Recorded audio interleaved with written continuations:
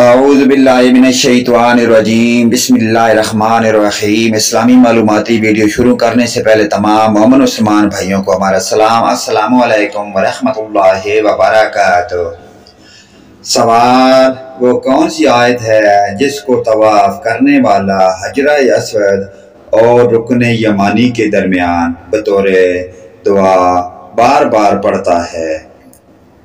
جواب: وہ آیت یہ ہے: ربنا آتنا فی الدنیا حسنۃ وفی الآخرۃ حسنۃ وقنا عذاب النار۔ سوال: وہ کون سی آیت ہے جس سے علماء نے جادوگر کے کافر ہونے پر دلیل پکڑی ہے؟ جواب: اللہ پاک کا فرمان ہے۔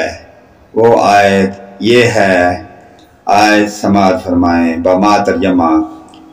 نیز اللہ تعالیٰ کا یہ بھی فرمان ہے۔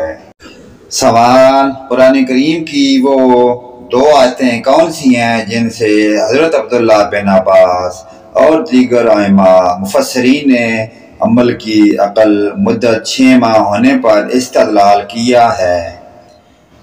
جواب: اللہ تعالیٰ کا فرمان ہے، سورہ بقرہ آیت نمبر 233، اور دوسری آیت میں یہ ہے فرمان الہی ہے، سورہ اعراف آیت نمبر 15۔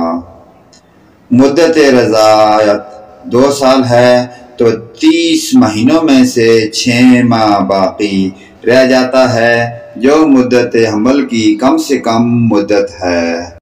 سوال: حاملہ عورت کی عدت کیا ہے؟ جواب: حاملہ عورت کی عدت وضع حمل ہے، اور اس کی دلیل قرآن کریم کی یہ آیت ہے، اور حاملہ عورتوں کی عدت ان کے وضع حمل ہے۔ سوال: ایمان کے گھٹنے اور بڑھنے پر قرآن مجید کی ایک آیت پیش کیجیے۔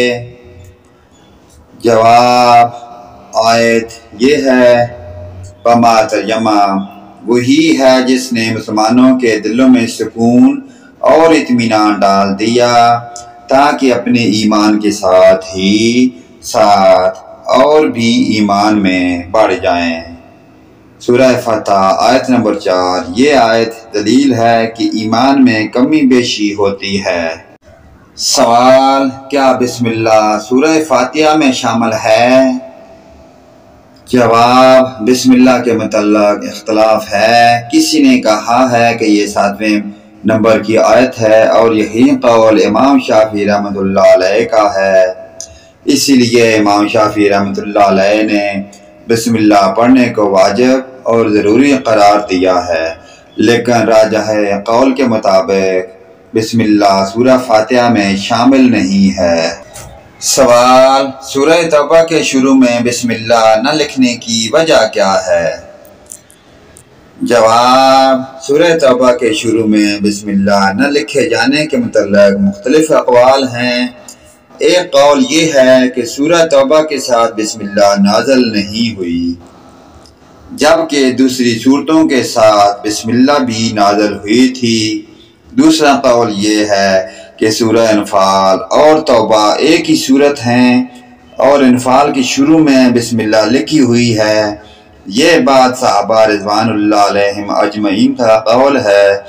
تیسرا قول یہ ہے کہ بسم اللہ امان ہے، اور اس میں مشرکین سے برات کا اعلان عام ہے۔ سوال: قرآن مجید کی وہ کون سی آیت ہے جو خودکشی کی حرمت پر دلالت کرتی ہے؟ جواب: فرمان الہی ہے، وَلَا تَقْتُلُوا أَنفُسَكُمْ، اور اپنے آپ کو قتل نہ کرو۔ سورۃ النساء آیت نمبر 29۔ وَلَا تُلْقُوا بِأَيْدِيكُمْ إِلَى التَّهْلُكَةِ، اور اپنے ہاتھوں ہلاکت میں نہ پڑو۔ سوال: کیا غیر مدخولہ مطلقہ کے لیے عدت ہے، اور کون سی آیت اس پر دلیل ہے؟ جواب: غیر مدخولہ مطلقہ کے لیے کوئی عدت نہیں ہے، فرمان باری تعالیٰ ہے۔ یہ آیت کے ساتھ بما ترجمہ، اے مومنو، جب تم مومن عورتوں سے نکاح کرو پھر ہاتھ لگانے جماع سے پہلے ہی طلاق دے دو تو ان پر تمہارا کوئی حق عدت کا نہیں، جسے تم شمار کرو، بس تم کچھ نہ کچھ انہیں دے دو اور بھلے طریقے پر انہیں رخصت کر دو۔ سوال فرمان الہی ہے۔ یہ اس آیت کے ساتھ موسیٰ علیہ السلام نے اسے مکہ مارا جس سے وہ مر گیا۔ کیا نبی کے لیے یہ جائز ہے کہ بلا سبب کسی کو قتل کر دے؟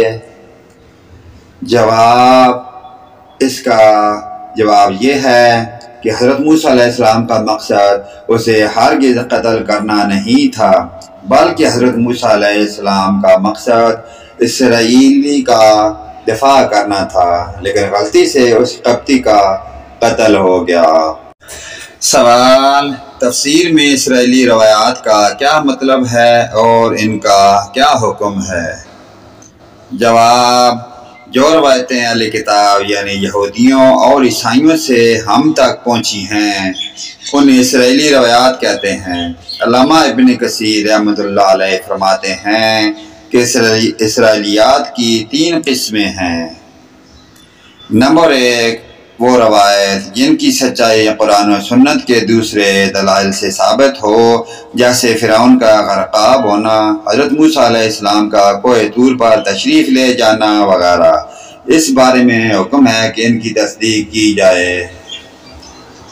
نمبر 2، وہ روایات جن کا جھوٹ ہونا قرآن و سنت کے دوسرے دلائل سے ثابت ہو، جیسے اسرائیلی روایت میں مذکور ہے کہ حضرت سلیمان علیہ السلام اپنی آخری عمر میں معاذ اللہ مرتد ہو گئے تھے۔ اس بارے میں حکم ہے کہ ان کی تردید کی جائے۔ نمبر 3، وہ روایات جن کے بارے میں قرآن و سنت اور دوسرے شرعی دلائل خاموش ہوں، جیسا کہ تورات کے احکام وغیرہ۔ ایسی روایات کے بارے میں حضرت صلی اللہ علیہ وآلہ وسلم کی تعلیم یہ ہے کہ ان کے بارے میں سکوت اختیار کیا جائے، نہ ان کی تصدیق کی جائے اور نہ تکذیب۔ فرمان نبی صلی اللہ علیہ وآلہ وسلم۔ پیارے دوستو، ان پیاری دینی معلومات کو آگے اپنے والدین، رشتہ داروں، عزیز و اقارب، حتیٰ کہ تمام مومن مسلمان بھائیوں کے ساتھ شیئر کریں۔